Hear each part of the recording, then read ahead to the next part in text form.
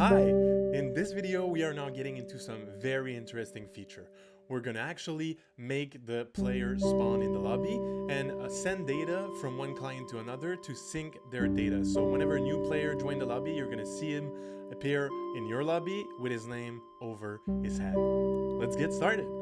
Okay, so in Unity here, what we actually want to do is we want to have the data for each player stored into a script in the LobbyPlayer prefab. So what we're going to do is we're going to store the name and whether or not the player is ready. So we're all going to get that data together in a class, and then we're going to pass it to the LobbyPlayer prefab, and he's going to be like responsible to actually set the field on the TextMesh Pro and show the ready status of the player. So let's start this class. Let's go in Writer. Okay, so first thing we're going to do a little bit of cleanup. So let's create here a folder called game, which is going to hold all our game scripts. So let's move this in here. Here we go. And then in here, we're going to create a folder data. In here, we're going to create the class that is going to hold our data for a LobbyPlayer. So LobbyPlayerData.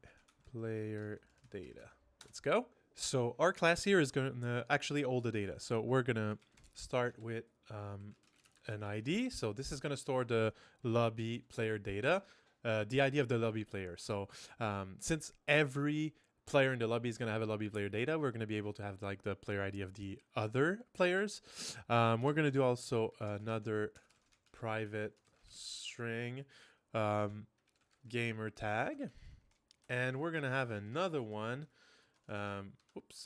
Private, which is going to be a bool for is ready. So this is actually going to hold the state of is that player already is ready or he's not ready to start the game.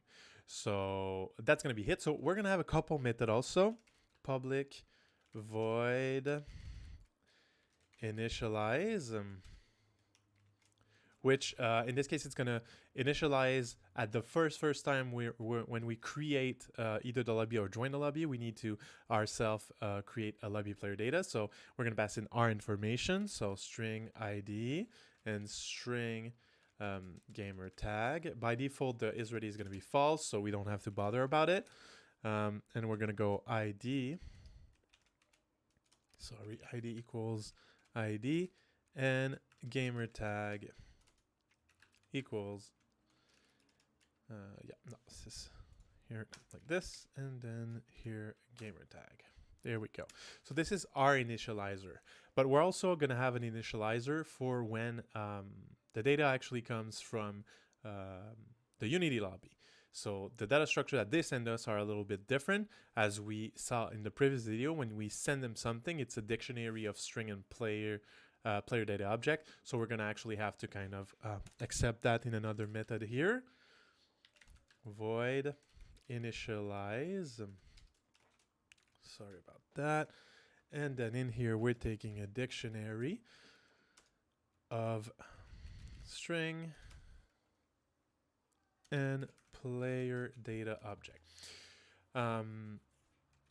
It would be nice if we didn't have a dependency in here, and at some point it would be good to break this dependency to the Unity game service, but for now we're just going to go with it because we're just looking into like how to sync the data. So right now we're going to go and do this.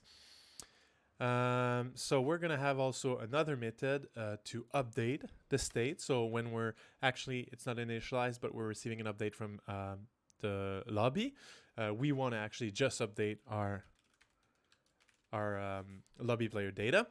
So it's almost the same thing. So update state, and we're going to take the same thing here.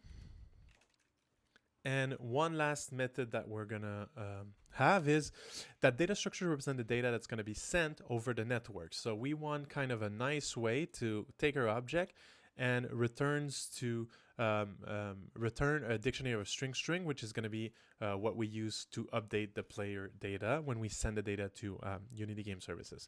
So let's go here, public, and dictionary of string, and we're going to call it serialize. So this actually just returned the data. So new dictionary, string, then we're gonna go ahead like this, boom, like this, and we just have to pass in the data with the keys. So ID, which is gonna be the value of ID. Then gamertag, which is gonna have a value of gamertag. And then, oops, sorry again, and then the is ready, which is gonna have a value of is ready.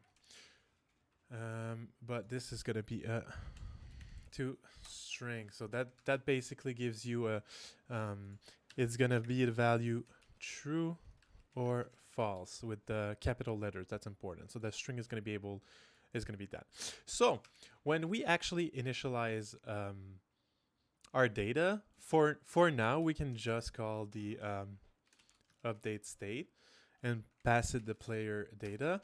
I keep it separate because there may be things you want to do when you actually initialize the data, something more specific to the first time you receive the data for this user.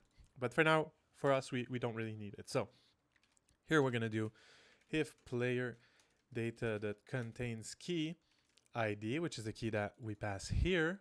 So here we send the data, but so when we're gonna receive it by Unity, it's gonna be in the same format. So it's gonna be the same keys, and we're just gonna have to set it to those. So if we receive this, then ID equals player data, like this, ID dot value. And then it's kind of gonna be the same thing for the gamer tag. So we can kind of copy paste this, and set it to the gamer tag. And it's the same thing for the is ready. The only little thing that is different for the is ready is that we want this to be a bool. So what we're gonna do is we know that this is gonna be either true or false. So we're gonna say, oops, sorry, is if this equals true, that value. Oh, sorry, that value. So if value is equals to true, then you set this to true. Otherwise, it means that it needs to be set to false. So this class is ready for us to send data and get data. So what we're gonna do is we're just gonna go back to here, and we're gonna start using it. So for the create lobby here, we actually are creating ourselves the player data and then sending it to here. Now we don't need to do that. We can do player data equals new LobbyPlayerData. And we can do player data that initialize, and then we're gonna use the one with the ID and the gamer tag because that's the one we use when we're creating the user for the first time ourselves. So we're gonna go authentication service dot instance dot player ID, and the gamer tag here, since we're creating the lobby, it's the host player. Okay. So then here we can do player data dot serialize, and it's going to serialize into the dictionary string that this thing wants. So we can do the same exact thing for the join lobby, the join player here. It's just going to be a join, and then we're going to do player data dot serialize. Okay, now that we have a nice class that we can store data in, let's actually get, we want to get notified in the GameLobbyManager whenever the lobby gets updated. So let's go in our Gameframework here. We'll create a new events directory. In the events directory, we're going to create a new class that's going to be called LobbyEvent. Events. So we're going to put in here everything related to LobbyEvent. This is going to be a static class. This is just going to store our delegates so we can throw them.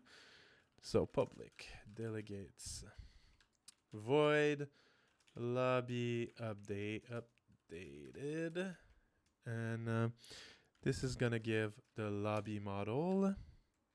So lobby Okay, then we're gonna do here lobby updated and on lobby updated. Here we go, so that we can subscribe to that event. So in the GameLobbyManager here, we're gonna subscribe to it. So let's go here on enabled. On enabled and on disable. We're gonna do here lobby events. Oops, sorry about that. Lobby events dot OnLobbyUpdated plus equal. Then we can create ourselves a method. The method is just taking a lobby here. I'm just gonna move that one down here on lobby updated, and we kind of want to do the same thing when the lobby is disabled, but we're gonna unsubscribe. So now that we get the update on the lobby, we're gonna need to actually store something here that's gonna hold all the player data for all the players. So LobbyPlayerData, LobbyPlayerDatas. Let's initialize it to an empty list.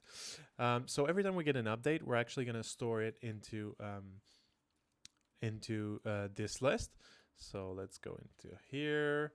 And what we want to do here is we want to ask the LobbyManager to give us the player data because we know it's been updated, and we want to kind of repopulate our list. So first, we kind of need to talk into a dictionary of string and player data object, because if you remember, our lobby player data here can get an update state if we pass it this object. So we're going to use this to our advantage to get the player data in that format. So equal LobbyManager dot instance dot get players data. Here we go. So we're gonna create that method in the LobbyManager. So here we go. Here we're gonna populate this. So we want a list of a dictionary. Well, let me copy paste this because this is like a lot of so here, which is the data that we're going to initialize. And then what we want to do is actually, we want to go over all the lobby data. So for each lobby.players, so this is going to be a player. Here we go, player. We actually just want to add to data their data attribute. So player.data. So this is already a string and a player data object. So here we go. And then at the end of this, we return data.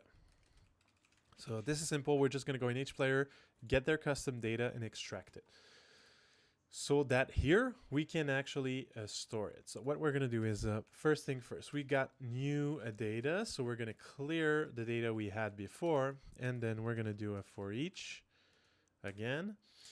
For each player data. So this is going to give us a dictionary here. So let's go here, and here let's call it data. For each of these, we're going to create a new player data object. So player LobbyPlayerData equals new LobbyPlayerData, and then we're going to use our other initialize method. So LobbyPlayerData that initialize. Initialize, and then we want this one, the one with the dictionary, and then we're going to pass him simply the data. Okay, so we have kind of a this lobby that player data for a certain player. Now, one thing that would be like pretty important would be to store actually the local one. So let's go in here, LobbyPlayerData, and do local LobbyPlayerData. Okay, and in case here if, and then we're gonna say, sorry, lobby, or let's say yeah, LobbyPlayerData. So here dot id equals authentication service, that instance dot player id. So meaning that it's the local user. Then we're gonna do local equals LobbyPlayerData. So we're gonna store this. So here it's time to go do the accessor for this class. So we're gonna go in here for the lobby data, the LobbyPlayerData, and what we want to actually do is create accessor for these three. So just do here public string ID, which return the ID, because other than when we initialize it, we don't really need to change that. Same thing for now for the gamer tag, which is going to return gamer tag. The isReady is actually something we're going to set. So we're going to do a public bool isReady, and we're going to initialize it with this syntax. So get is going to return the isReady, and set is going to actually say that isReady equals to value. There we go. So in here now, we can say that if the lobby player data that we're currently processing is the same as the instance of the player ID that is local, then we're just going to store it, and that's going to give us some easy access. And then we do LobbyPlayerData.add, and we're passing the LobbyPlayerData. So we've got all the player data that was in the lobby whenever the lobby was updated, and we store it into our own data structure for easy access. And that's actually the data structure we're going to pass to the prefab and make them kind of update our UI, our lobby UI. Okay, so now what we're going to do is we're going to create our own events LobbyUpdated so that our game can subscribe to it and be informed when we actually receive new player data and a new lobby on a new lobby information at large. So what I did our outside of camera, but I put my classes into that are in the game folder here, those 5, into a namespace game. So not the lobby UI, the main, a menu controller, and this one. Here we'll do here too, namespace, game, and then I'm just gonna copy all of this inside of here. So this is gonna be necessary because now we're gonna create a class that has the same name as this. So they need to be in different namespace so that the naming don't collide. So we're gonna go in add now, directory, events, and then we're gonna create our own class, lobby events. So as you can see, they're in their own namespace too, lobby events. So this class is static. It has a public delegate void lobby updated. This is not going to have any information because we want the specific part of the game to just come fetch the data into the GameLobbyManager. So here, public static lobby updated and on lobby updated. Okay, so they're here. So we can go back here. We're going to go back in the on lobby updated. And now that we have transferred the data into our own data structure, we can throw that event. So lobby events. So we're going to take the one that is inside the game events. So this is how it's written. And then we're going to do on lobby updated. Check if anyone is subscribed. And if it is, then we're going to invoke it. and here we go. So that means that this is going to be able to be listened in our lobby so that we can actually spawn the player. So before going back into our game, we're going to go ahead and actually throw the event, the OnLobbyUpdated, in the LobbyManager. So in the LobbyManager right here, on refresh lobby coroutine here, we're going to say if the new lobby that last updated is greater, then we have a new lobby. And here we're going to do this dot OnLobbyUpdated, and we're going to pass in the new lobby. So here, just let's do this again to make sure that if we're invoking it, it's because someone subscribed to it. So yeah, so that's going to complete the loop for that. So whenever the refresh lobby detect that the lobby was updated, it's going to throw an event. GameLobby is going to catch it here. This is going to call. He's going to refresh his player data.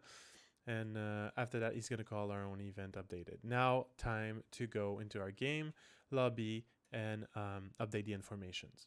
So for us to actually spawn the players, we need to be able to set the data on the prefab. So what we're going to do here is we're going to create already a class called LobbyPlayer. LobbyPlayer. This class is going to be inheriting mono behavior, because we're going to actually put it on the player prefab. So what we have to actually set as information are the names. So this is going to be a TextMesh Pro, TextMesh Pro, in fact, because it's a 3D text, which is player name. And then we have something here. For now, let's start with that. So we're gonna have here a public void set data, which is gonna be called whenever we receive a new player. We're gonna spawn this and just send him the LobbyPlayer data, like this, the data. And then here we're going to be able to see, okay, let's store this, private lobby data with an underscore, and we're going to say data equals data. And then we can start setting, let's say, the name, player name dot text equals data dot gamertag. So that's going to take the TextMesh Pro and, set the text to the gamertag of the player. So let's go here in Unity. So in Unity here, we have our player prefab right here. So prefab, well, I'll just open it here. Prefab, LobbyPlayer. And on the LobbyPlayer, we're going to add LobbyPlayer script, and we're gonna put it the name. Okay, we're gonna save it. So now that we have that, whenever we set the data on that player prefab, we're gonna be able to have his name pop up over his head. So this is the next thing we're gonna do. We're gonna go back in Writer for that.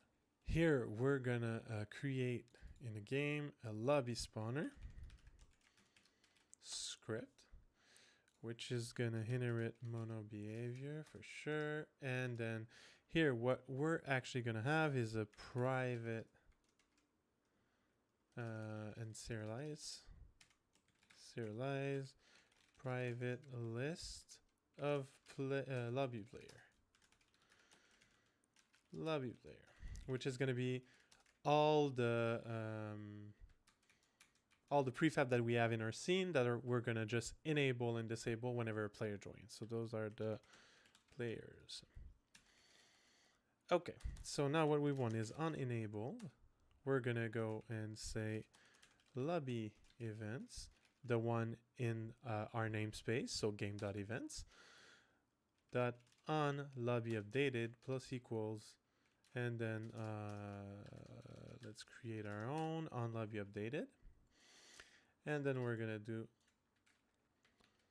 sorry, the same thing for the disable. So, okay, on disable, we want the exact same thing. There we go, we remove the event, and here is going to be the thing that is important. So in here, what we want to do, when the lobby is updated, first of all, we want the lobby data, right? List of lobby data, player data equals GameLobbyManager dot instance dot get players, which is a method that doesn't exist, but we're going to create it in a second here. And then we're going to say for int e equals 0, e is smaller than player data dot count, e plus plus, we loop through them because we want to set them, we want to set them in the scene at the same place that they are in this array, so that way the host is always going to be the first, and then everybody in their own client will see the same player in the same orders. So LobbyPlayerData data equals player data at I, position I, and then we do players at I dot set data, and then we pass the data. Okay, so now let's go here and go into our GameLobbyManager to create the method get players, which is kind of a really simple method in here, because we just return our lobby player data state that we populated in here. There we go. So that way they are able to in the LobbySpawner to get the player. So we're going to go ahead and test that into Unity. So one thing we forgot before going into Unity is we need to actually in the lobby player activate ourselves, so set ourselves active when we have set the data. So let's just do this here. True. Okay, now we can go into Unity. So it's going to reload the script. So here we go. We have our lobby prefab here where we've added the lobby player. Now on the lobby object here, we're going to put our LobbySpawner. So the LobbySpawner take a reference to all the lobby players.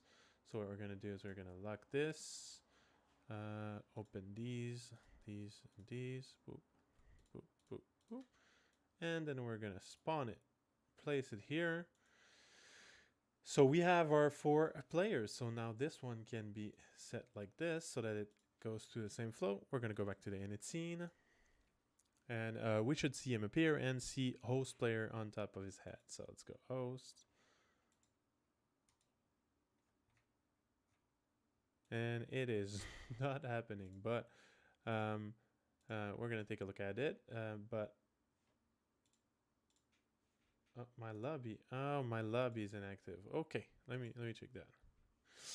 So if I go into lobby activate, it's the player actually that I want to deactivate. Right here. There we go. Little error here. Here we go. We're going to go back. It's also good to debug sometimes. And here we go. Our host player is here. So we're going to test it now with a build version, but with a build version, we should be able to see the host player and then the other player spawning here with the join player on top of him. So let's check that. All right, so now I have a build version of the game, and here the editor. We're going to press host here. So we have our host player still right here and the lobby code. So here we're going to go and join CRHPEF. So we're going to join. Now, sometimes the window doesn't update, so you kind of have to go and update, click here so that they update, and then it's click here and then it's going to update. But you can clearly see in both cases that the players are there. The host player is there, the join player is there. And there it is for the first part of the lobby data. So in the next video, we're going to sync the isReady state, meaning that when a player is ready, he's going to be able to click a button, and then it's going to tell to all the other players that he's ready to play. If you like the video, don't forget to like, subscribe, and hit that notification bell. Thank you for watching, and I'll see you in the next video.